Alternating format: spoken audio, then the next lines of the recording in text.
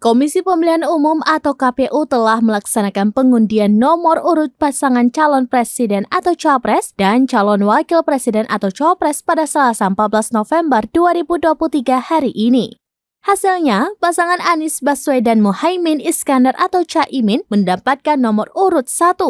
Prabowo Subianto Gibran Rakabuming Raka mendapat nomor urut 2. Terakhir, Ganjar Pranowo Mahfud MD memperoleh nomor urut 3.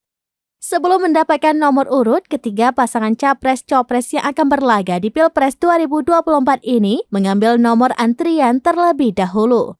Pengambilan nomor antrian yang terdiri dari 1 hingga 14 disesuaikan dengan waktu pendaftaran bakal capres-cawapres ke KPU pada 19 hingga 25 Oktober 2023. Anies Caimin merupakan pasangan pertama yang mendaftarkan diri ke KPU Republik Indonesia. Oleh karena itu, Caimin mendapatkan giliran yang pertama untuk mengambil nomor antrian.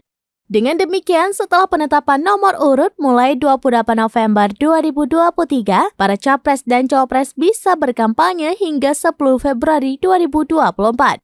Kampanye capres dan cawapres dapat dilakukan melalui pertemuan terbatas, pertemuan tatap muka, rapat umum, hingga pemasangan alat peraga kampanye.